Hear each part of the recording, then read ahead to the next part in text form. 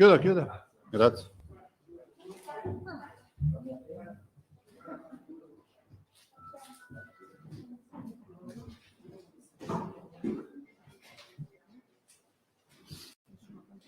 Buongiorno.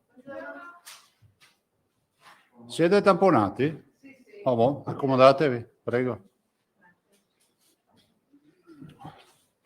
Pronto?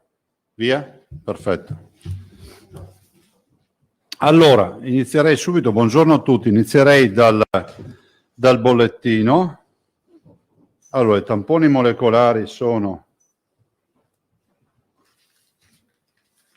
5.037.618, i test rapidi sono 4.371.729, il totale sono quasi 9 milioni e mezzo, sono 9.409.000. I positivi nelle ultime 24 ore sono 364, però considerate che siamo sempre al lunedì, quindi il bollettino del lunedì ha sempre i suoi problemi. E i 364 danno sostanzialmente un'incidenza del 3,82%, buongiorno, accomodati, 3,82% su 9.537 tamponi. I positivi sono 413.506 e i 413.000 vi ricordo che sono l'esito di 9.400.000 tamponi che abbiamo fatto fino ad oggi. Questo dal 21 febbraio.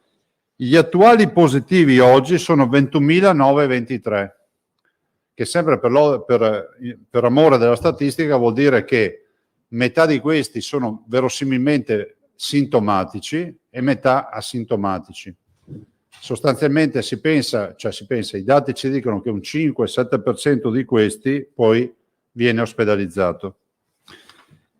Tant'è vero che 1.391 sono gli ospedalizzati in questo momento, quindi in 2 settimane sostanzialmente abbiamo avuto un calo di 1.000 persone ricoverate, e 1.391 sono rappresentati da 1.208 in area non critica, -1, e i positivi nella 610 dal bollettino.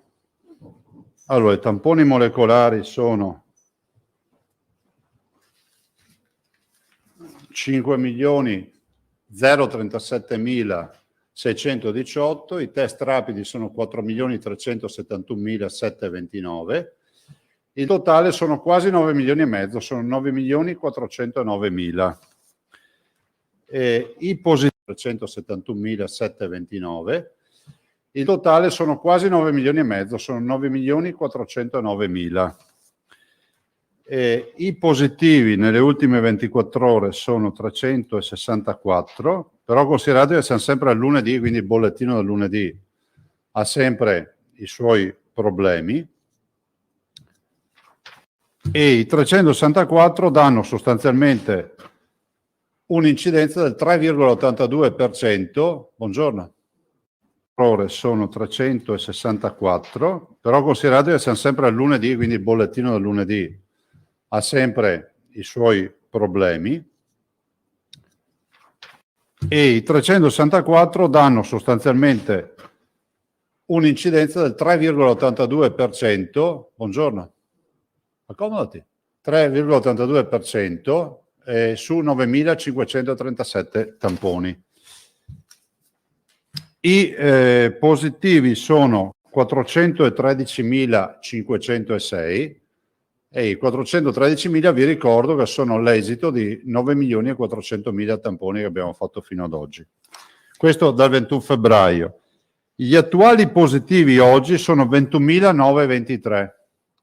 Che sempre per amore della statistica vuol dire che metà di questi sono verosimilmente sintomatici e metà asintomatici. Sostanzialmente si pensa, i dati ci dicono che un 5-7% di questi poi viene ospedalizzato. Tant'è vero che 1.391 sono gli ospedalizzati in questo momento, quindi in 2 settimane sostanzialmente abbiamo avuto un calo di 1.000 persone ricoverate. e 1391 sono rappresentati da 1208 in area non critica, -1, e 183 in area critica, e scusatevi, in terapia intensiva è +1. 8.920 I positivi sono 413.506 e i 413.000 vi ricordo che sono l'esito di 9.400.000 tamponi che abbiamo fatto fino ad oggi. Questo da su 9.537 tamponi.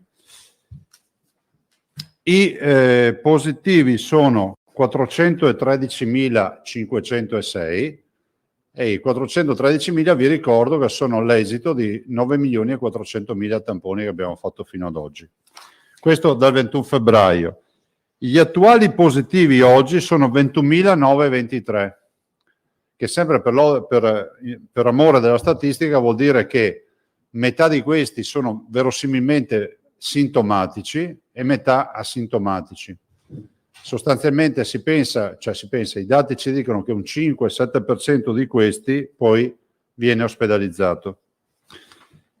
Tant'è vero che 1.391 sono gli ospedalizzati in questo momento, quindi in 2 settimane sostanzialmente abbiamo avuto un calo di 1.000 persone ricoverate, e 1.391 sono, quindi in 2 settimane sostanzialmente abbiamo avuto un calo di 1.000 persone ricoverate, e 1.391 sono rappresentati da 1.208 in area non critica, -1, e 183 in area critica, e scusate, in terapia intensiva è +1. Gli attuali ricoverati nelle terapie intensive del Veneto sono 451, che sono la somma dei 183 più i 268. Considerate che il nostro dato viaggia sempre dai 250 ai 300 in terapia intensiva non Covid, vedete sono 268 oggi. Questo vuol dire che è un dato già a regime, visto e considerato che abbiamo riaperto le attività ospedaliere, quindi non è un dato che è falsato dalle restrizioni delle attività.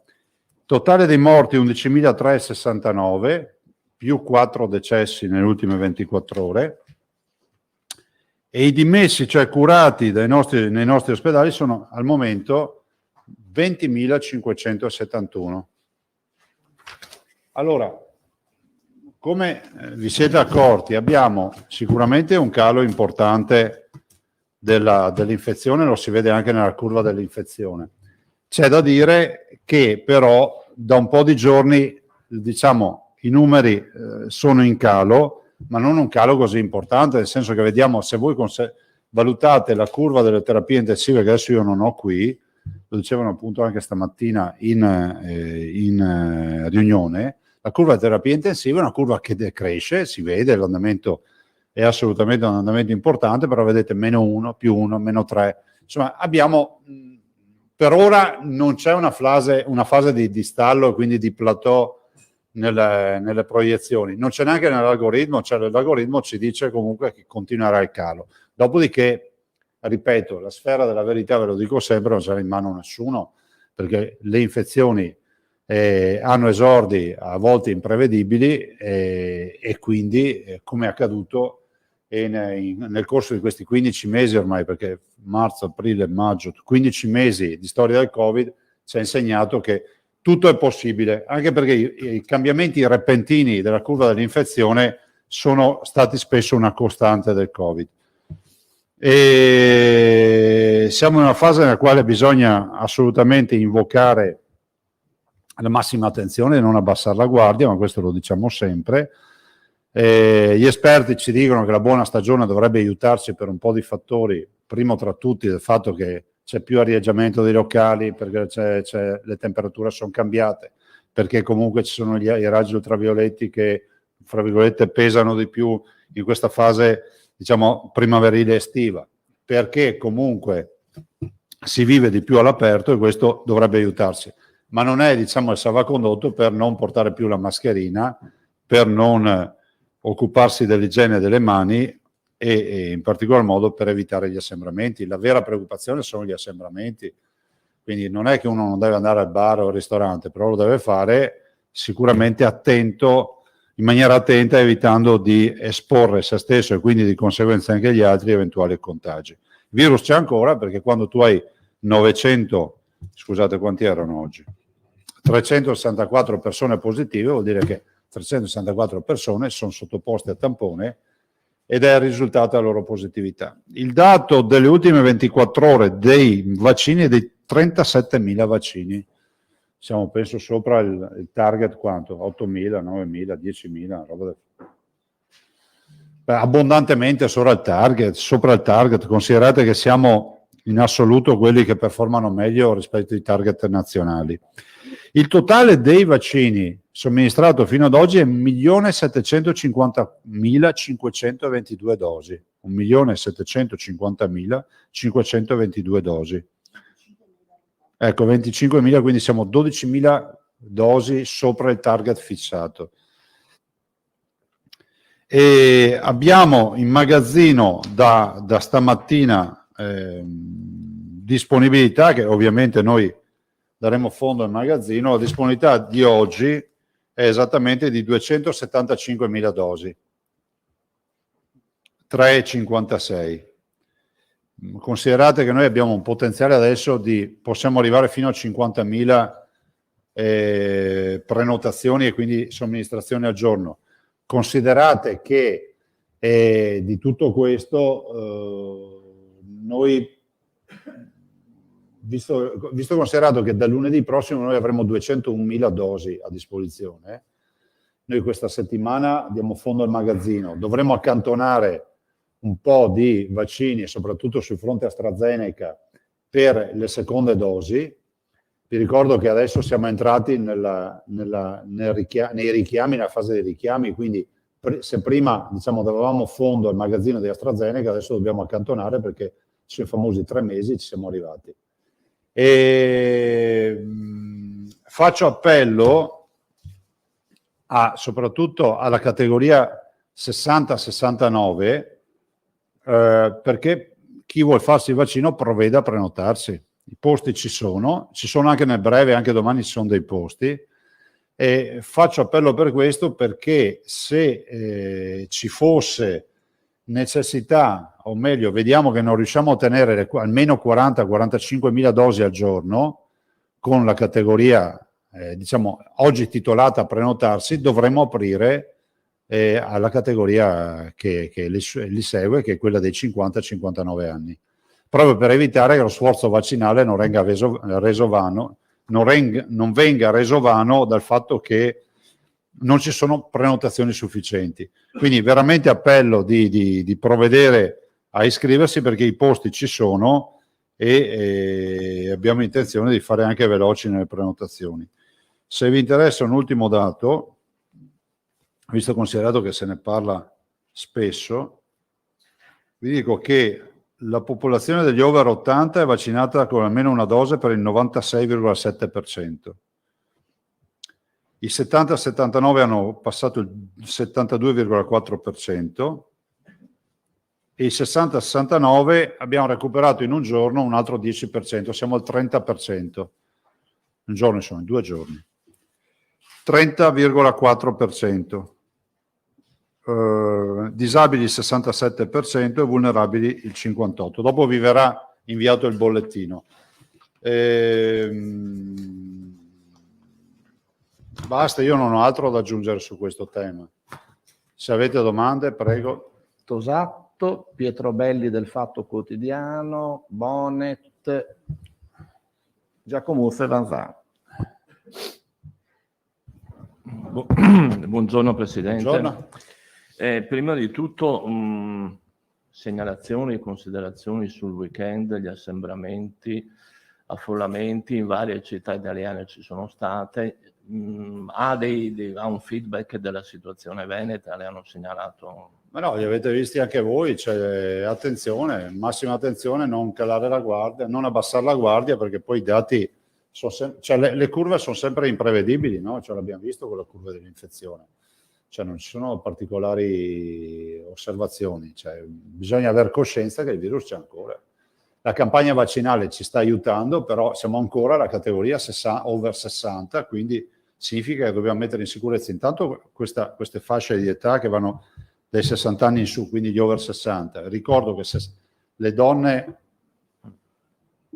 sopra i 75 anni e i maschi sopra i 65 anni sono le categorie più a rischio per il Covid ad oggi. Ecco, un'altra domanda. Prima fuori sul piazzale c'è stata una conferenza stampa dell'opposizione e vediamo qui per la prima volta in sala tra il pubblico consiglieri di opposizione. In conferenza stampa ci hanno detto che depositeranno una richiesta di istituzione di commissione d'inchiesta sulla gestione della pandemia nella seconda ondata. E il loro auspicio è che lei aderisca all'istituzione di questa commissione, dando così alla maggioranza. Guarda, intanto non ci siamo mai rifiutati di attivare le commissioni d'inchiesta. Ricordo che ce n'è una, anzi, lancio anch'io un'altra proposta. Ce n'è una che abbiamo istituito sulle case di riposo, che è lettera morta, perché poi è finita l'amministrazione. Si faccia in modo di metterle assieme tutte e due, o se ne facciano due distinte, a me non cambia niente, insomma, si decida. Fra l'altro la commissione d'inchiesta, voglio ricordare, che è governata da un esponente dell'opposizione, per cui c'è la massima garanzia. Decidano in consiglio di metterle assieme tutte e due, a me sembra una roba più logica. Decidono di farne due, noi non abbiamo mai rifiutato l'istituzione della commissione, punto. Cioè a me, posso anche dirla fino in fondo, non è una sorpresa, mi sembra che è il minimo che poteva scaturire questo dibattito, no? Importante che si facciano però le commissioni, che si chiudano come è stato fatto per i FAS, che si chiuda con un verbale, che poi si manda alla procura in maniera tale che anche le istituzioni dello Stato siano informate delle risultanze delle commissioni. Però ripeto, c'è quella sulle case di riposo che è ancora lì. Non so chi era il presidente? Ah, la presidente Zotti.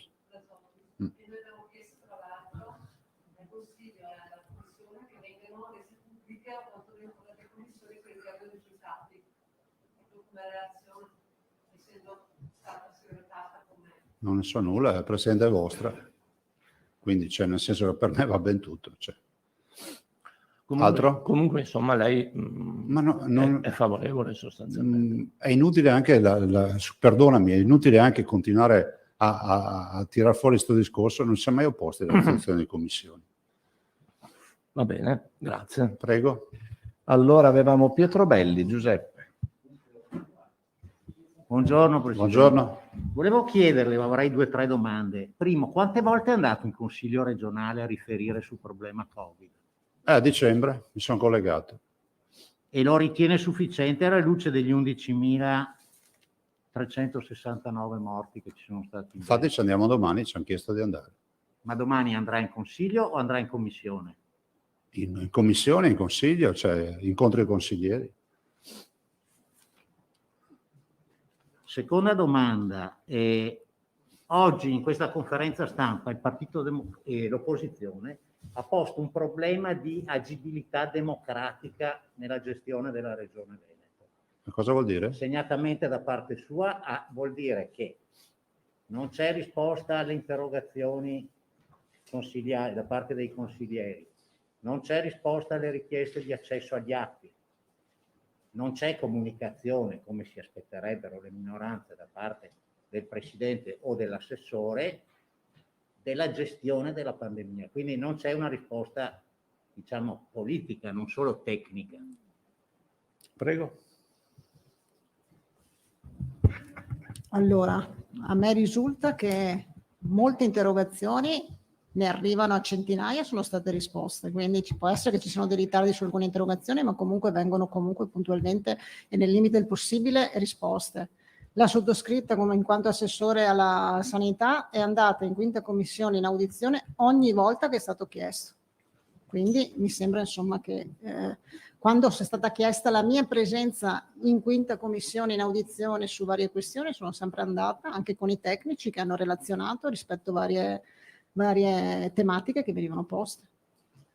Non sa perché ho posto la domanda? Perché prima il consigliere, il portavoce, ha parlato di 200 interrogazioni presentate, a cui è stata data risposta soltanto a 81 e con un grande ritardo, una media di 78 giorni di ritardo.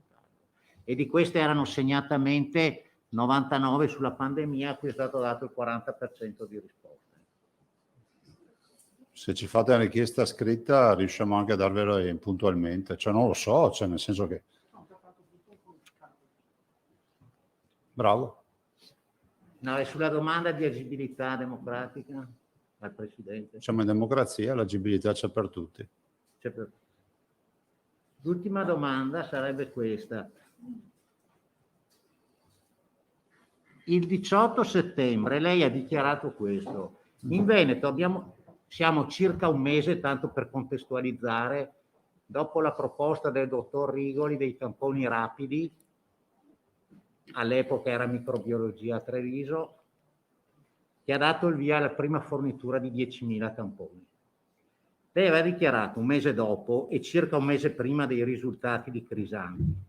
In Veneto abbiamo fatto molte prove doppie, sia con il tradizionale che con il rapido, e i risultati si sono rivelati affidabilissimi. Può confermare questo? Cioè di averlo detto sì perché l'ha detto. Posso confermare che le microbiologie del Veneto hanno confermato questo.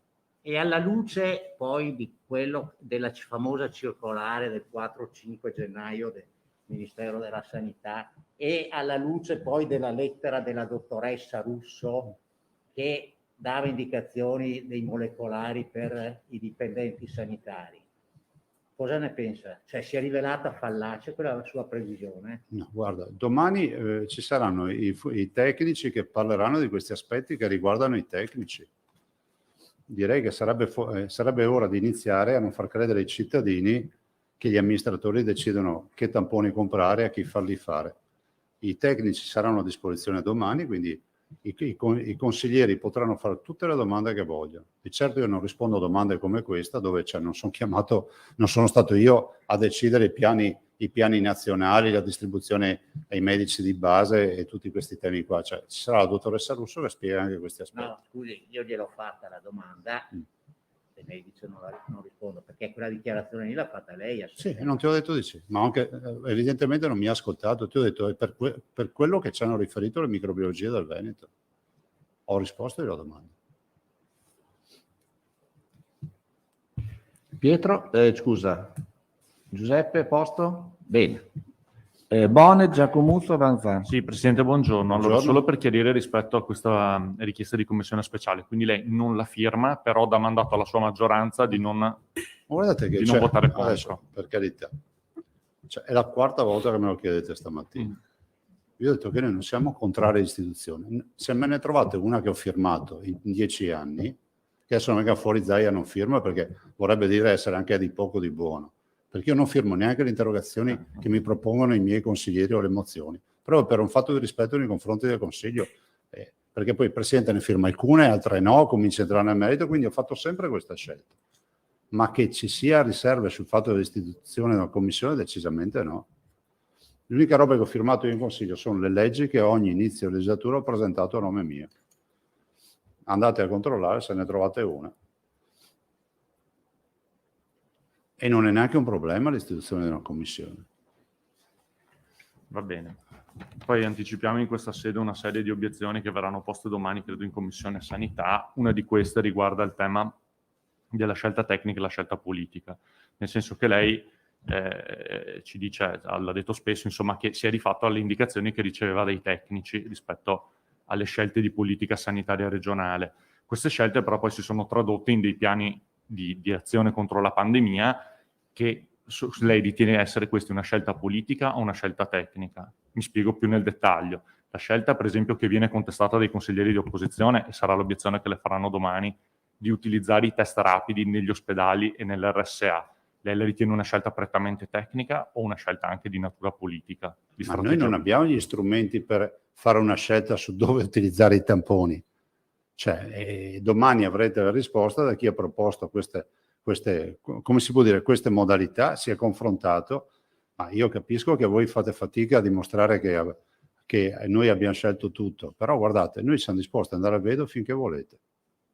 Domani venite in commissione, sentite i dirigenti e poi ognuno trarrà le proprie considerazioni. Cioè, rovescio la domanda.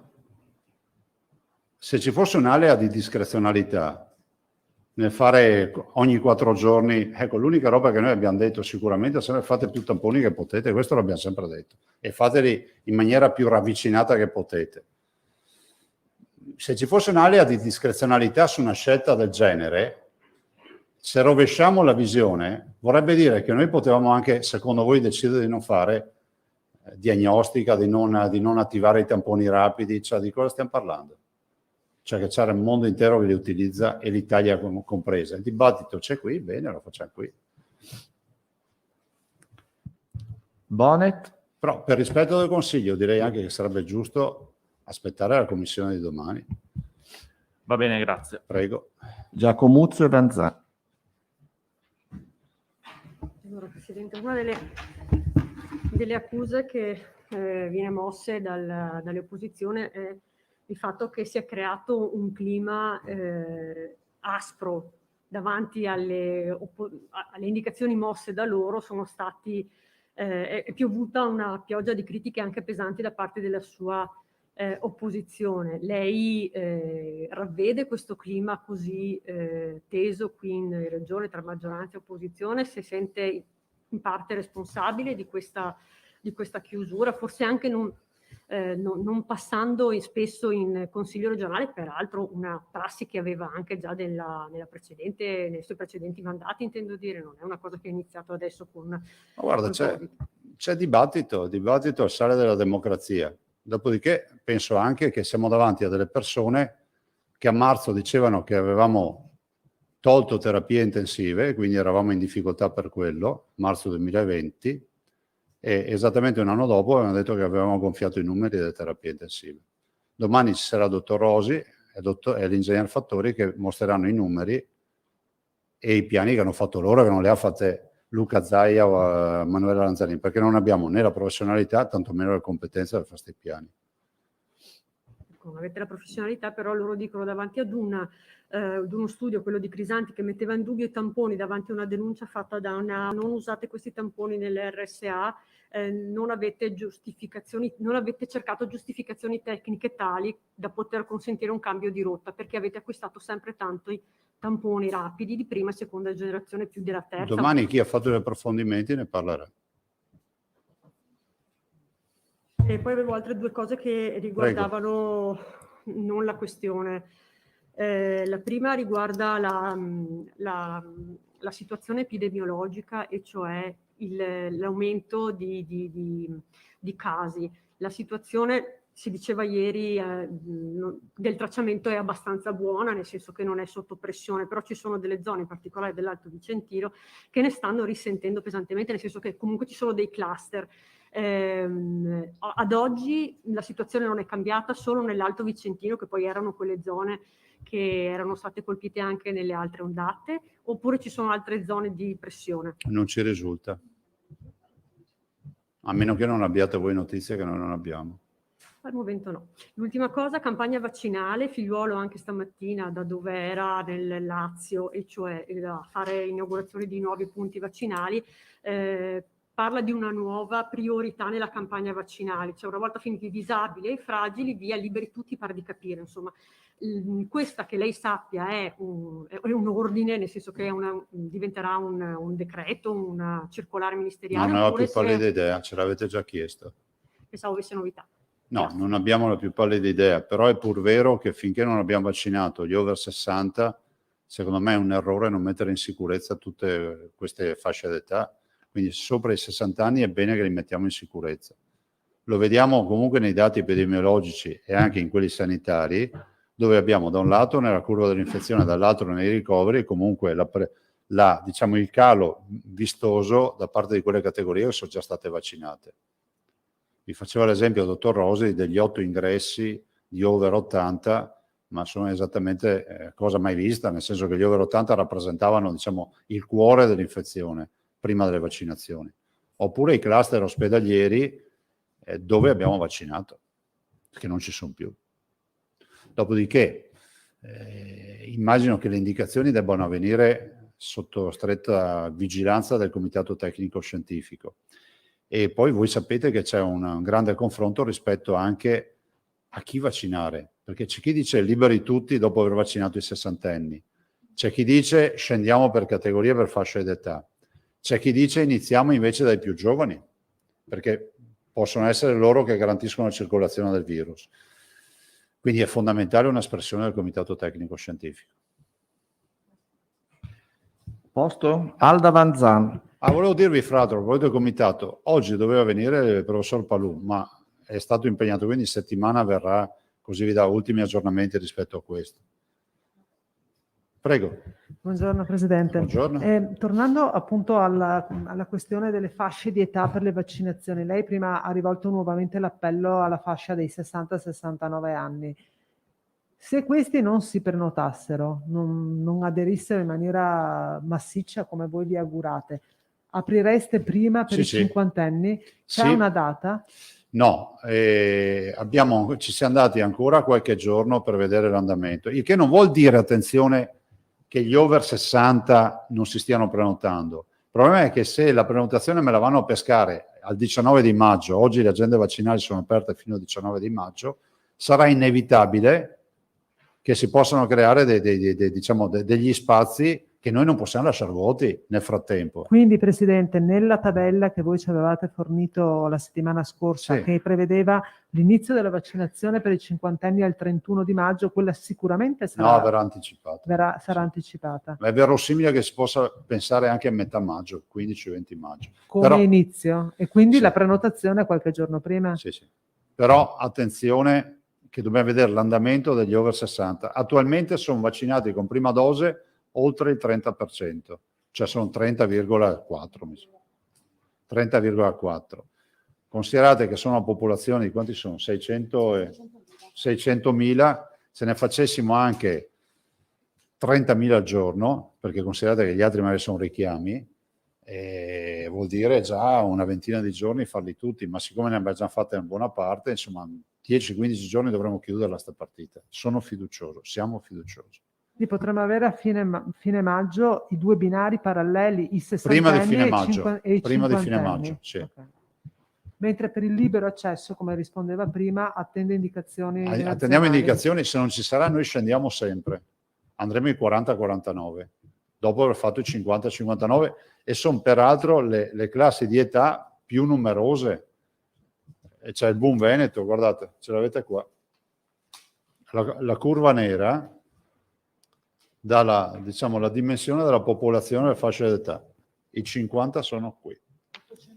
800.000 sono.